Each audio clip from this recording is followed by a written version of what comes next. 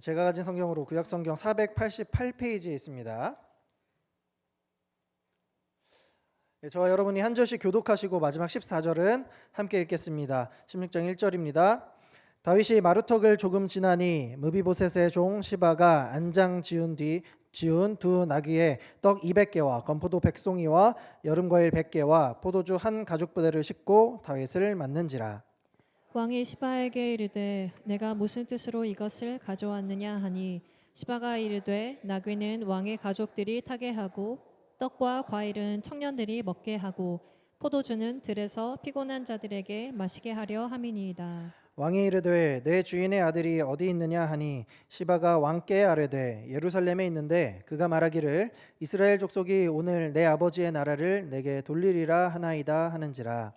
왕이 시바에게 이르되 무비보셋에게 있는 것이 다 내 것이니라 하니라. 시바가 이르되 내가 절하나이다. 내 주 왕이여 내가 왕 앞에서 그네를 입게 하옵소서 하니라.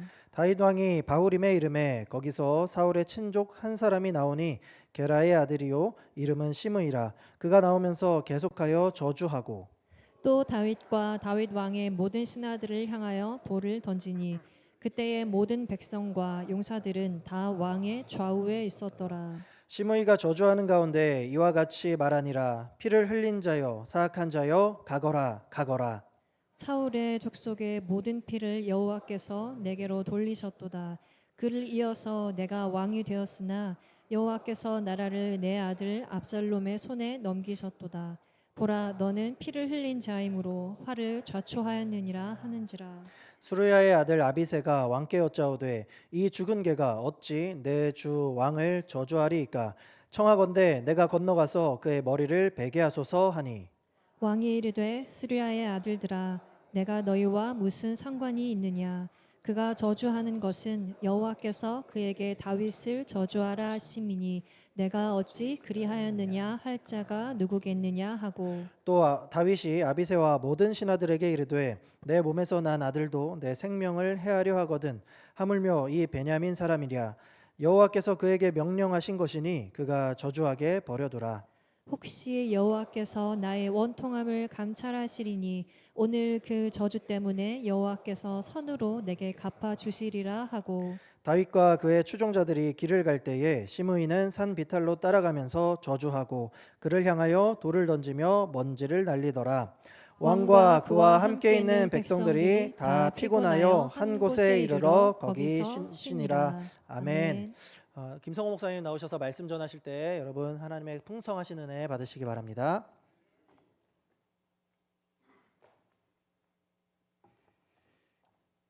이렇게 키가 차이가 난다는 걸 네, 다 티가 났습니다. 네, 감사합니다. 오늘 우리가 함께 보시는 말씀은 이제 사무엘하 16장 말씀인데요. 우리가 그 다윗이라고 이렇게 하면은 다윗은 성경에서 어떤 인물로 우리가 이제 많이 알고 계십니까? 하나님께 어떤 인물이죠? 하나님의 마음에 합한 자다, 이런 이제 우리가 그 평가를 듣고 있는 그런 이제 인물입니다. 어떻게 보면 성경의 인물 중에서 다윗만큼 하나님한테 많은 사랑을 받았다 하는 사람도 참 드문 것 같아요. 근데 또 생각해 보면 다윗만큼 고난 당하고 어려움을 겪었던 사람도 참 많지 않다, 이런 생각도 같이 듭니다. 만약에 하나님의 마음에 합한 사람이다 이러면 어떤 삶을 살면 될 것 같으십니까?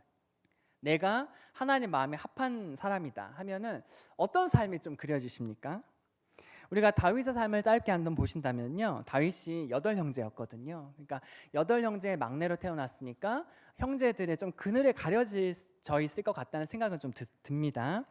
근데 뭐 그거는 그렇게 어렵지 않아요. 자기가 또 이렇게 드러내면 되니까. 그런데 골리앗이라는 장수를 무찌른 다음에는 일이 좀 잘 풀릴 것 같다가 완전히 꼬여버렸어요. 사울 왕보다 자기 인기가 높아지니까 사울 왕이 다윗을 이제 죽이고 싶어 했단 말이에요. 그 기간이 얼마쯤 됩니까? 한 10년쯤 되는 거예요. 10년 정도 혹시 도망자로 살아보신 적 있는지 모르겠습니다, 제가. 근데 쉽지 않은 삶인 거예요. 온 나라가 자기를 다 죽이려고 하는 거거든요. 이게 그 하나님 마음에 합한 자의 삶일까? 그리고 사울 왕이 죽으면 이제 다 해결될 것 같았단 말이에요. 그런데 사울 왕이 죽고 나서 전체 이스라엘을 다스릴 때까지 7년 반이 걸리는데 사울 집안이랑 다윗 집안이 계속 싸우기 때문이었어요. 끝이 안 나는 거죠. 자, 이제 통일 왕국의 왕이 되면 뭔가 해결될 줄 알았는데 다윗은 계속 전쟁을 해요.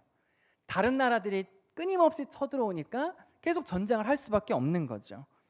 좀 나라가 안정되었을 때는 어떻게 되었습니까? 스스로 밧세바를 범하는 죄를 짓게 되는 거예요. 그럼 그걸로 이제 끝이 났을까요? 아닙니다. 이제는 자녀들이 싸우기 시작해요. 자녀들이 싸우고 자녀들이 서로 죽이기 시작했습니다. 이제 오늘은 그 아들 중에 한 명이었던 압살롬에게 자기의 왕위를 뺏기고 도망가고 있는 그런 상황입니다. 이게 정말 하나님 마음에 합한 사람의 삶일까? 근데 성경은 분명히 이런 다윗이 하나님 마음에 합하다라고 얘기하고 있거든요. 우리가 하나님을 믿고 하나님을 의지하고 예수 그리스도를 구세주와 주인으로 모시고 그렇게 사는데 왜 이렇게 우리의 삶에는 괴로운 일, 어려운 일이 밀려오는 걸까? 산 넘어 산 같은 이런 삶이 왜 계속 이어지는 걸까? 오늘 우리는 이제 압살롬을 피해서 도망가는 이 다윗의 이 상황, 이 비참한 상황을 같이 보면서요, 바라기는 오늘 우리 한 사람 한 사람에게 우리 하나님께서 말씀해 주시고 또 우리의 삶의 방향을 또 하나님께서 어떤 인도하심을 우리에게 가지고 계신지를 발견하시는 시간 되시기를 주님의 이름으로 축복합니다. 아멘. 먼저는요, 세상은 내 괴로움을 이용하고 그 괴로움을 더 심하게 만든다는 것을 우리가 좀 기억을 해야 되는데요. 우리 3절 말씀을 같이 한번 읽겠습니다. 3절입니다. 왕이 이르되 내 주인의 아들이 어디 있느냐 하니 시바가 왕께 이르되 예루살렘에 있는데 그가 말하기를 이스라엘 족속이 오늘 내 아버지의 나라를 내게 돌리리라 하나이다 하는지라. 아멘. 지금 다윗이 아들을 피해서 도망가고 있습니다. 가는 중에 시바라는 사람이 많은 음식을 가지고 다윗을 영접하고 있어요. 이 시바가 어떤 사람인가가 이제 사무엘하에 기록되어 있는데 제가 한번 읽어드리겠습니다. 사무엘하 9장 9절과 10절에 이렇게 되어 있는데, 왕이 사울의 시종 시바를 불러 그에게 이르되 사울과 그의 온 집에 속한 것은 내가 다 내 주인의 아들에게 주었노니 너와 내 아들들과 내 종들은 그를 위하여 땅을 갈고 거두어 내 주인의 아들에게 양식을 대주어 먹게 하라. 그러나 내 주인의 아들 무비보셋은 항상 내 상에서 떡을 먹으리라 하니라. 시바는 아들이 15, 종이 20명이라. 이렇게 되어 있습니다.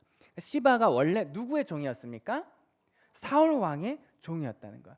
제가 일부 예배를 드리고 났더니 이제 피드백이 발음이 좀 센 것 같다라고 얘기를 하시는 거예요. 좀 그런가요? 네, 전혀 그런 의도가 아니라는 걸 다시 한번 제가 말씀드립니다. 시바는 네. 사울 왕의 종이었다. 왜 그러죠? 네. 사울 왕이 죽고 나니까 이제 후손들도 사실 많이 죽었어요. 죽임도 당하고 거의 다 죽어서 다윗이 왕이 되고 나니까 이제 사울 왕의 후손들을 좀 잘해주고 싶은 마음이 있었단 말이에요. 그래서 찾았을 때 이제 한 사람을 찾게 되는데 그게 요나단의 아들인 무비보셋이었습니다. 그래서 이 다윗은 사울 왕에게 속한 모든 재산을 다 무비보셋에게 주기로 했어요. 근데 무비보셋이 이게 관리할 수는 없으니까 관리할 사람으로 사울의 종이었던 시바를 여기에다가 이제 맡겨주는 거죠. 그러니까 시바는 사울 왕의 종이면서 무비보셋의 종인 거예요. 근데 오늘 뭘 가지고 옵니까? 엄청난 양의 음식을 정성껏 준비해서 가지고 오는 거예요. 1절 말씀 우리 같이 한번 읽겠습니다. 1절입니다.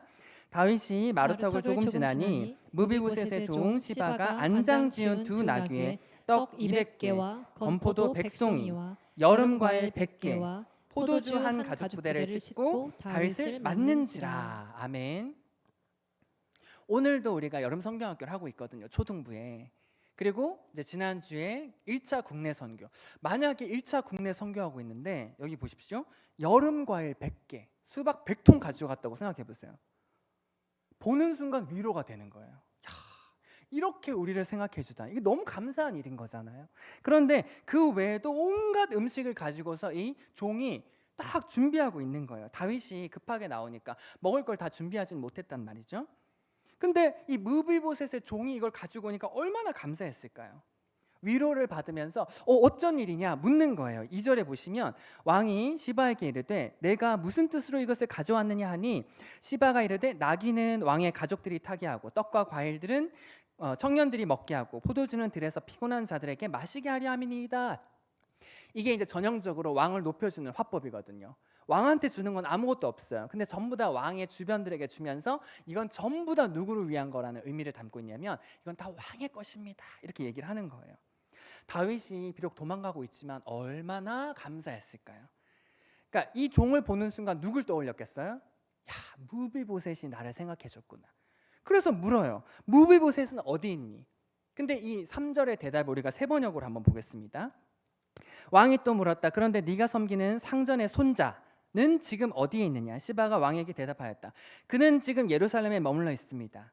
이제야 이스라엘 사람이 자기 할아버지의 나라를 자기에게 되돌려 준다고 생각하고 있습니다. 수박 100통이 눈에 들어올까요? 갑자기 낯빛이, 등에서 땀이. 다윗 입장에서는 이건 무슨 일일까? 이게 무슨 일입니까? 지금 무비보셋이 다윗을 배신했다는 뜻인 거예요.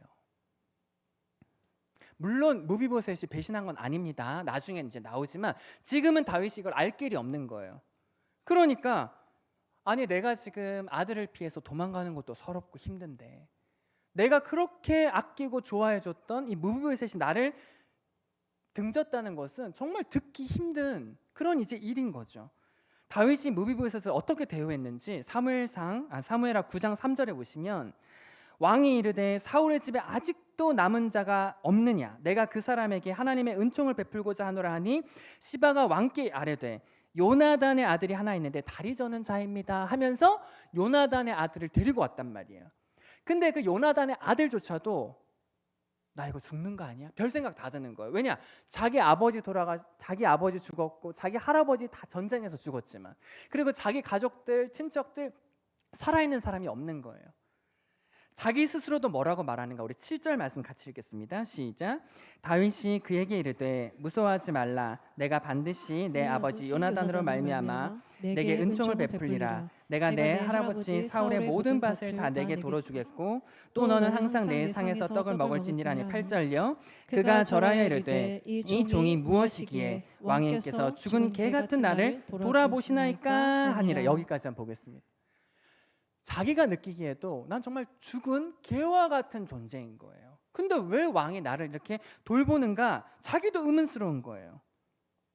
그러나 다윗은 모든 것을 회복시켜주고 11절에 보시면 시바가 왕께 아뢰되 내 주 왕께서 모든 일을 종에게 명령하신 대로 종이 준행하겠나이다 하니라. 무비보셋은 왕자 중에 하나처럼 왕의 상에서 먹었느니라. 이렇게 되어 있습니다.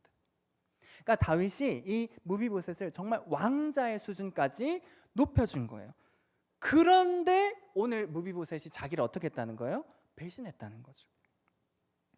비록 사울의 왕과가 몰락했지만 다윗은 마음을 다해서 정성을 다해서 이 사람을 돌봤는데 나에게 이런 일을 한다는 것이 정말 믿어지지가 않는 거예요. 게다가 이런 생각한다는 거잖아요. 이제야 이스라엘 사람이 자기 할아버지의 나라를 자기에게 되돌려준다. 아, 이제 나 왕 되겠구나. 이런 생각하고 있다고. 이게 다 모함이지만 지금 다윗은 이게 이제 사실로 믿는 거잖아요. 한번 생각해 보십시오. 우리 사랑하는 성도님들께서 내 옆에 있었던 어떤 사람, 하나님을 믿는지 안 믿는지는 모르지만 어떤 그 사람 가장 힘들 때 내가 위로해주고 도와주고 같이 기도해주고 또 내가 하나님을 영접할 수 있도록 도와주기도 하고 또 나도 어렵고 힘들지만 내가 물질로 지원해준 사람이 있는데 알고 봤더니 이 사람이 뒤에서 없는 얘기, 있는 얘기 다 지어가면서 내 욕을 하고 있었다고. 그 얘기가 들렸다고 한번 생각해 보십시오. 내가 좋아하는 사람에게 이간질하고 없는 말 지어서 퍼뜨리고 이런 얘기를 나중에 내가 들었다고 한번 생각해 보십시오. 저는 피가 거꾸로 솟을 것 같아요. 그걸 참는다는 건 정말 있을 수 없는 일인 것 같아요. 제가 학교에서 이제 아이들을 맡고 있지만 지난주에 이제 방학을 앞두고 왜 밤마다 이렇게 가장 장난꾸러기 아이가 있잖아요. 저도 이제 선생이지만 목사니까 이 아이들이 알든 모르든 나는 목사인 걸 제가 알잖아요. 그러니까 제가 이 아이를 진짜 미워하지 말아야지, 사랑해야지, 더 도와줘야지 이런 마음 가지고 사실 지냈단 말이에요. 근데 이제 상담 선생님께서 저한테 이제 해주는 얘기를 보니까 온갖 원망이 저한테 있었던 거예요. 예, 그 원망의 이유는 가장 큰 아이잖아, 아이. 12살짜리니까 가장 큰 원망의 이유는 왜 쟤는 안 혼내고 나만 혼내나. 근데 보면은 걔만 혼날 짓을 한 거죠, 사실은. 근데 제가 그 얘기를 처음 듣는데 표정 관리가 안 되는 거예요. 정말로. 예. 그러면서 한참 시간이 지났을 때 오후쯤에 정신이 돌아온 거예요. 돌아와서는 12살 아이가 무슨 얘기를 못할까. 이제 제가 이제 정신 차려지는 거예요. 근데 보세요. 이게 아이인데도 이런 얘기가 들었을 때는 정신 차리기가 힘든데 내가 정말 마음과 정성과 물질을 다 해서 도와줬던 사람이 나에게 이런 얘기를 한다? 우리가 어떤 생각이 들까요? 다윗이 그런 상황인 거예요, 지금. 아들 때문에 도망가고 있지만 또 들리는 소리가 이런 소리인 거예요. 근데 시바는 왜 지금 와서 이런 얘기를 하는 걸까? 이유는 단 한 가지. 돈 때문에. 사실은 자기가 관리하던 건데 주인이 무비보셋이 돼버렸잖아요. 이게 너무 싫은 거예요, 자기는. 근데 이 혼란한 틈을 타서 다시 내 걸로 만들고 싶어 하는 거예요. 이걸 다윗이 알 리가 없잖아요. 그러니까 다윗은 그냥 사절처럼 왕이 시바에게 이르되 무비보셋에게 있는 것이 다 네 거다. 그냥 얘기해 주는 거예요. 다윗은 모르니까.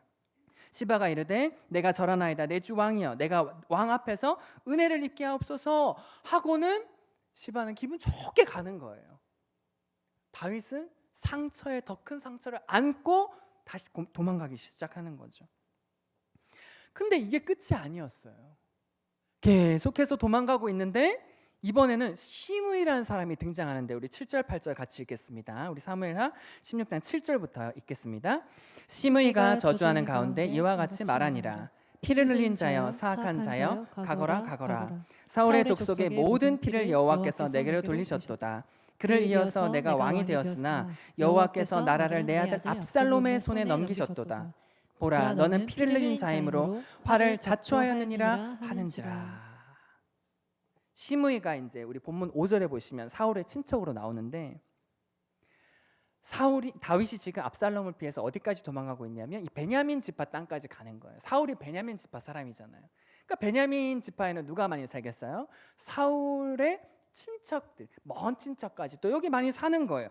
그 중에 한 명이 시므이인 거죠. 시므이가 다윗이 도망오는데 이 길을 지난다고 하니까 나온 거예요. 나와서는 온갖 욕을 막 퍼붓고 있는 거예요. 한다는 말이 7절은 어떤 뜻이냐면 이 살인자 이렇게 얘기를 하는 거예요. 넌 살인마야 이렇게 막 얘기를 하는 거죠. 8절에는 이게 다 네 대가를 치르는 거야. 네가 사울왕도 죽이고 사울왕의 가족도 죽이고 하나님이 압살롬한테 네 왕위를 준 거야 이렇게. 근데 사실 이건 하나하나 보면 다 거짓말이거든. 이게 안 맞는 말인 거예요. 왜 그렇습니까? 사울왕을 죽인 적이 없어요, 다윗이. 사울왕과 요나단은 전쟁 중에 죽었단 말이에요.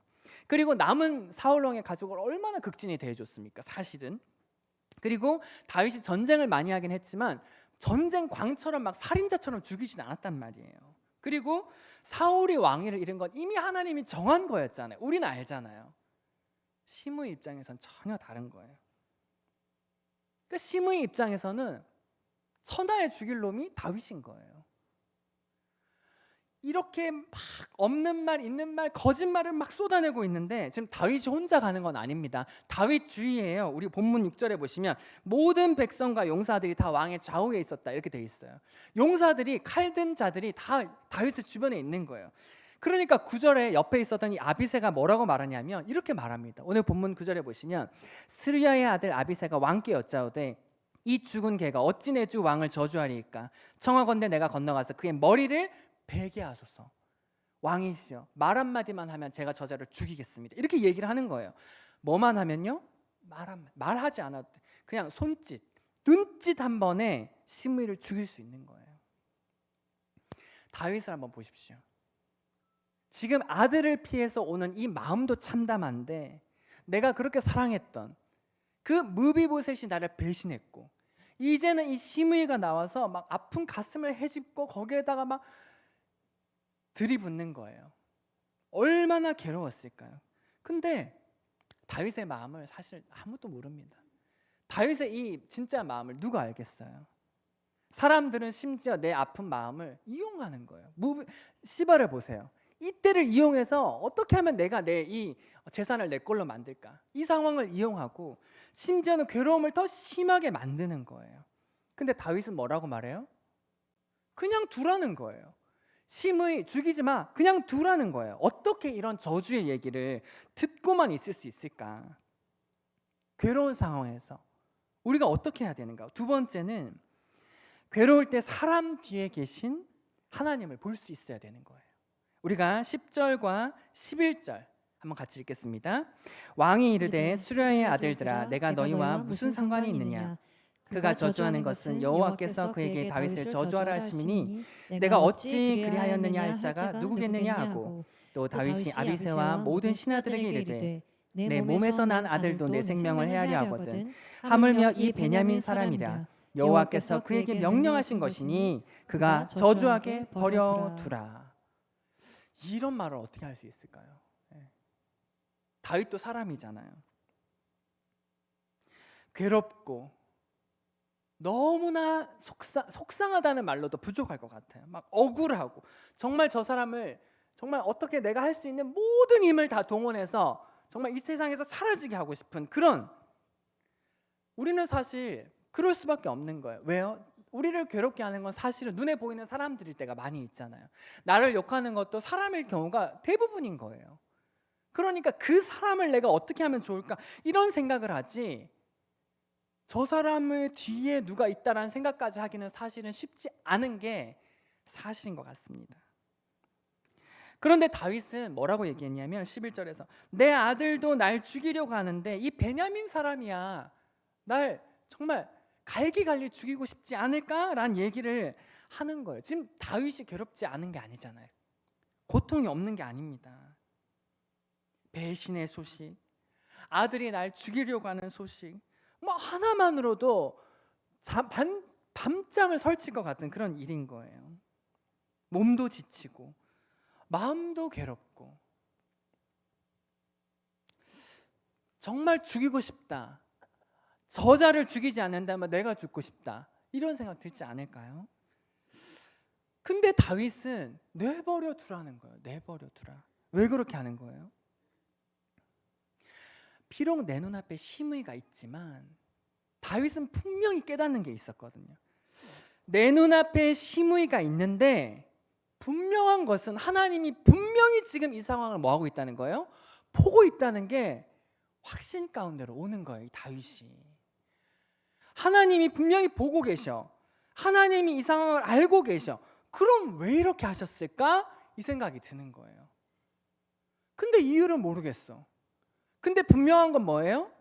하나님이 이 상황을 알고 계셔. 그럼 하나님이 내가 이걸 듣게 하신 거잖아. 그럼 뭐예요? 분명히 이유가 있는데 내가 그 이유를 다 알지는 못하지만 하나님이 허락하신 거라면 어떻게 하기로 마음먹은 거예요? 다윗이 듣겠다고 마음먹은 거예요. 내가 이 상황을 내가 듣겠다, 저 욕을 내가 받겠다 라고 생각한 거예요.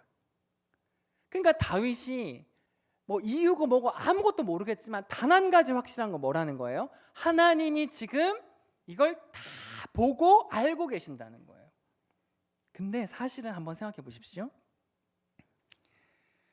내 상황을 정확히 다 아는 누군가가 있다는 게 위로가 될 때 있지 않습니까?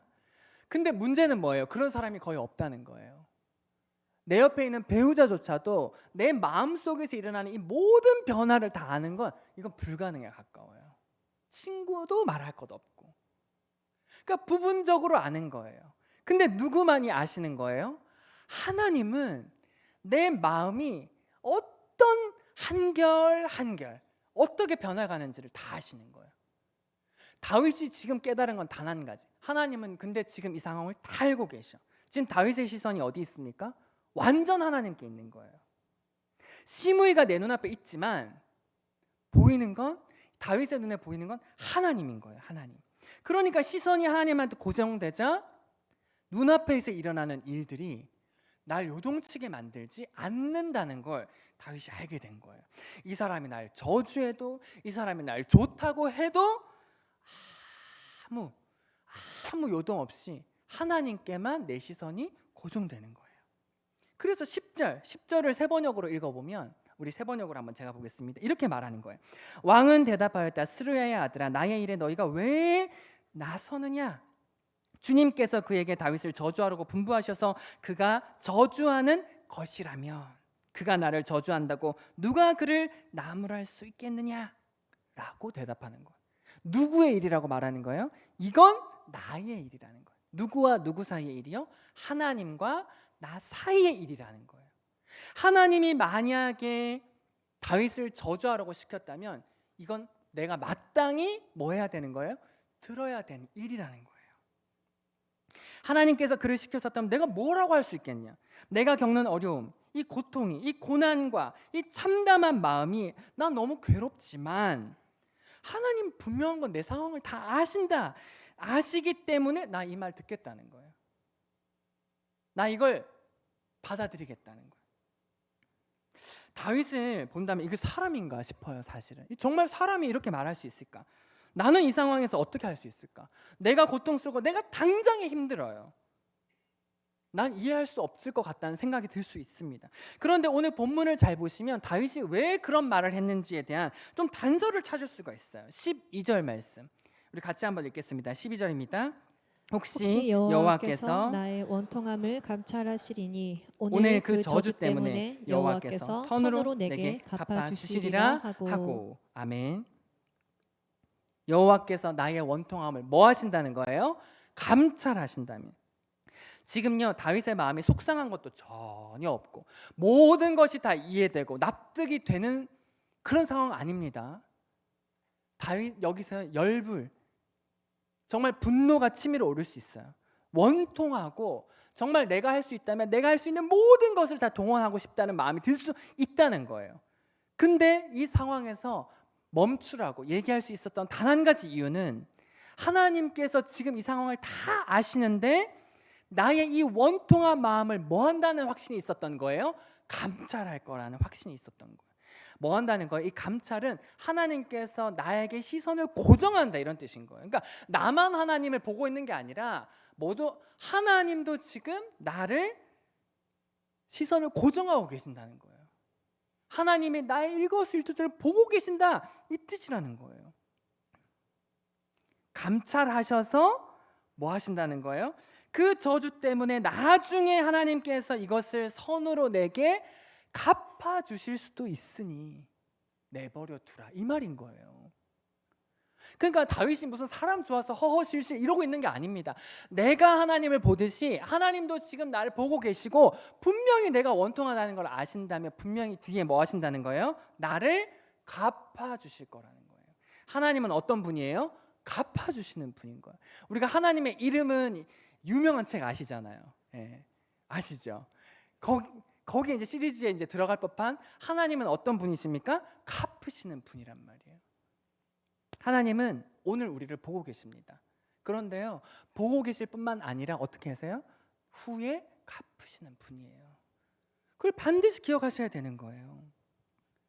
다윗이 그 하나님을 알았단 말이에요. 하나님, 날 지금 보고 계시죠? 여기서 끝나는 게 아니에요. 하나님, 갚아주세요. 하나님, 언제일지 제가 알지 못하지만 반드시 갚아주시기를 바랍니다. 내 때가 아니어도 돼요. 내 다음에라도 하나님 갚아주신다. 아니 하나님이 알고 계시기만 하면 전 그걸로 만족해요. 이렇게 지금 고백을 하고 있는 거예요. 제가 이제 한 번씩 우리가 성경대학 하고 또 할 때 제가 이렇게 권유 드릴 때 뭐 십계명도 제가 하고 또 주기도문 이게 교리거든요. 십계명, 주기도문, 사도신경 이게 다 교리란 말이에요. 할 때 제가 꼭 권유 드리는 게 하나님을 만나는 시간을 가지세요. 하루에 몇 분도 좋으니까 반드시 그 시간 하나님과 약속하셔서 만나는 시간. 그래서 제가 이제 우리 집에 제가 앉는 자리가 있다. 그곳에는 제가 하나님을 그곳에서 기도하면서 마치 만난다고 생각을 한다고 말씀드려요. 그런데 정말 제가 거기에 그런 것들을 이제 할 때, 하나님 만나고 내가 기도하는 시간을 가진다고 할 때 가장 큰 위로는 이런 거더라고요. 내가 기도가 거기 앉으면 잘 되고 뭔가 마음이 뜨거워지고 이런 게 아니라 복잡하고 괴롭고 힘들고 뭐라고 내가 어떤 기도를 해야 될지도 모르는 상황에도 거기 제가 앉아서 두 손을 모으고 눈을 감으면 때로는 내 마음속에서 너무 고생했어, 잘했어 오늘, 이런 그냥 그 단 한마디가 그 어떤 것보다도 위로가 되더라고요. 왜요? 그 단 한마디지. 많은 사람들이 수고했어라는 얘기 할 수 있습니다. 근데 그 자리에서 내 마음 가운데 울리는 그 소리는 왜 나에게 위로가 되는 거예요? 그 한마디 한마디 사이사이에 내가 어떤 생각을 하고 있는지 다 알고 계시다는 게 느껴지기 때문인 거예요. 다윗이요, 다 괜찮아, 나는 뭐 지금까지 내가 전쟁을 숱하게 하고 사람도 죽여보고 뭐 했기 때문에 다 괜찮아. 절대 아닙니다. 더 괴로워요. 더 힘듭니다. 그런데 하나님 이걸 다 알고 계시다는 그 하나, 하나님 언젠가는 갚아주실 거라는 그 하나 때문에 이 상황을 받아들이기로 마음먹은 거예요. 다윗이 오실 메시아라고 설명할 때가 참 많이 있습니다. 다윗이 이렇게 하나님을 바라봤다면 우리 예수님은 어떻게 하셨을까요? 자신을 향한 분노와 배신과 그 마음의 괴로움을 우리 주님 인간이 아닙니까? 우리 주님 신이기만 해서 그걸 다 넘어가는 거예요? 그게 아니란 말이에요. 베드로전서 2장 22절 23절에 이렇게 되어 있는데요. 우리 같이 한번 읽겠습니다. 시작. 그는 죄를 범하지 아니하고 그의 입에 거짓도 없으시며 욕을 당하시되 맞대어 욕하지 아니하시고 고난을 당하시되 위협하지 아니하시고 오직 공의로 심판하시는 이에게 부탁하시며. 우리 주님은 뭐 하셨어요?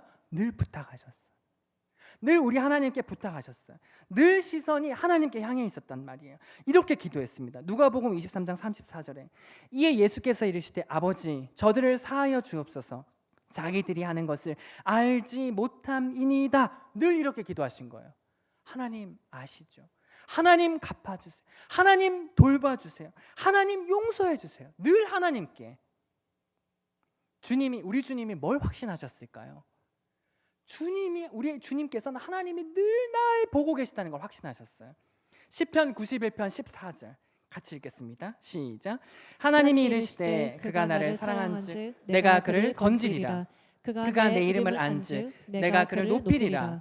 그가 내게 간구하리니 내가 그에게 응답하리라. 그들이 환난 당할 때 내가 그와 함께하여 그를 건지고 영화롭게 하리라. 아멘. 우리 주님이 뭘 믿었어요? 환난 당할 때 뭐 하신다는 걸요? 내가 그와 함께 하신다는 걸 믿으셨다는 거예요.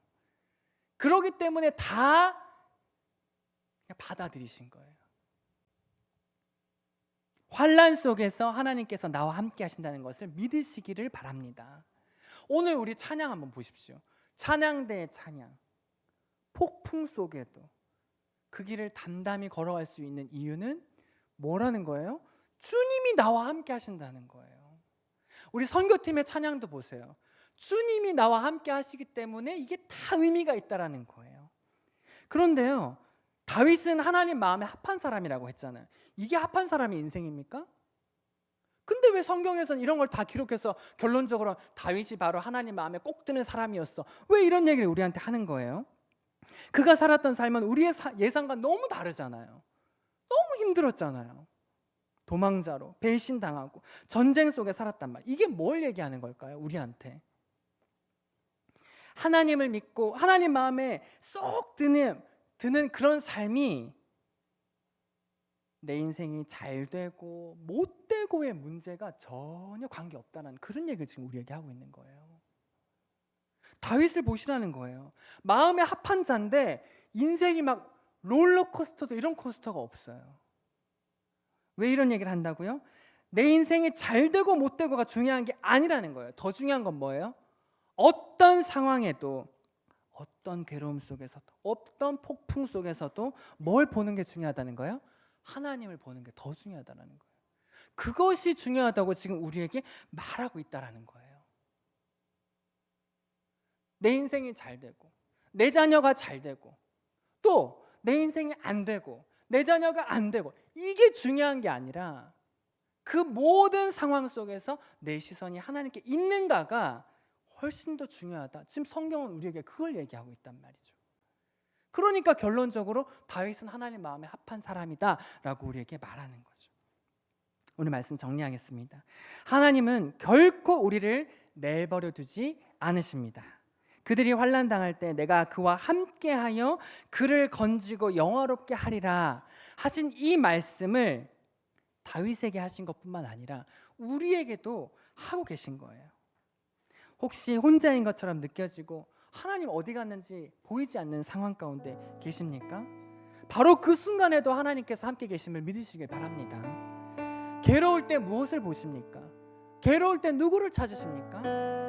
하나님의 얼굴을 찾으시기를 주님의 이름으로 축복합니다. 괴로울 때 주님의 얼굴 보시길 바랍니다. 은혜의 주님 보시기를 축복하며 이 마음을 담아서 우리 함께 찬양하길 바랍니다. 괴로울 때 주님의 얼굴 보라 평화의 주님 바라보아라 세상에서 시달린 친구들아 세상에서 시달린 친구들아 위로의 주님 힘이 없고 내 마음 연약할 때 힘이 없고 내 마음 능력의 주님 바라보아라. 능력의 주님 바라보아라 주의 이름 부르는 모든 자 주의 이름 부르는 모든 자를 힘 주시고 늘 지켜주시고 눈을 들어 주를 보라.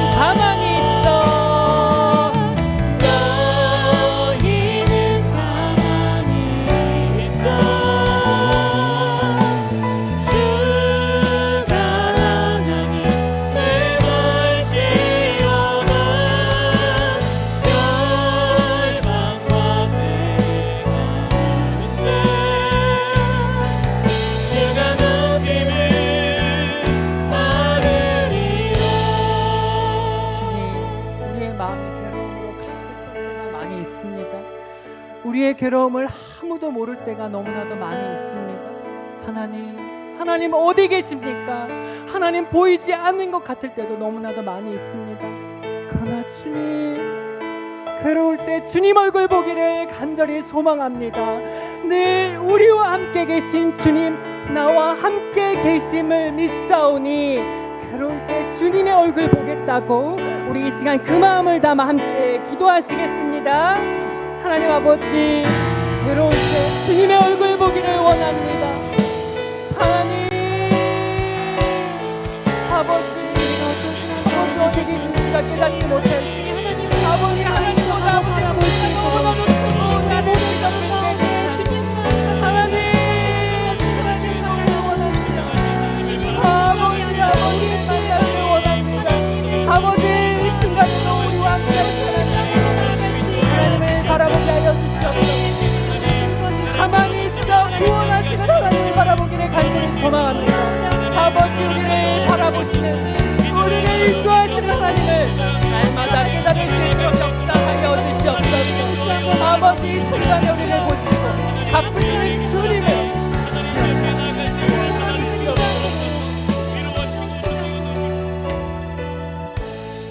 너희가 환난 당할 때 너희와 함께 하신다고 약속하신 주님, 감사합니다.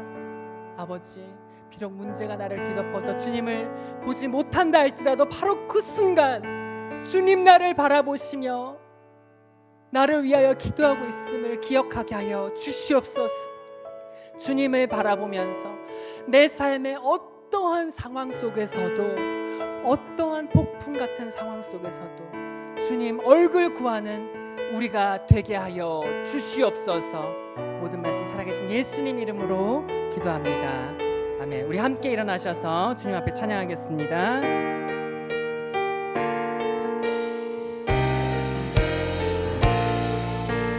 나의 평생에 가장 복된 일은 내가 예수님을 만난 것이라.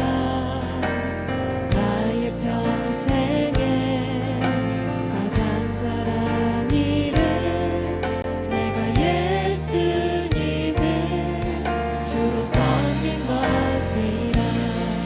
이 세상 살 동안 이 세상 살 동안 내가 걷는 길이 때론 험하여서 넘어질 때도 주의 강한 손이 나를 이끄시니 나는 예수님만 주로 섬기며 나는 주를 섬기는 것에 후회가 없습니다. 나는 주를 섬기는 것에 후회가 없습니다. 내가 걸어온 모든 시간 다 주의 은혜니 내가 걸어갈 모든 날도 주만 섬기며 살리. 오직 예수 이름 부르며 살아가. 이것이 나의 간증이요, 이것이 나의 간증이요. 이것이 나의 찬송일세. 나 사는 동안 끊임없이 나 사는 동안 끊임없이 나 사는 동안 끊임없이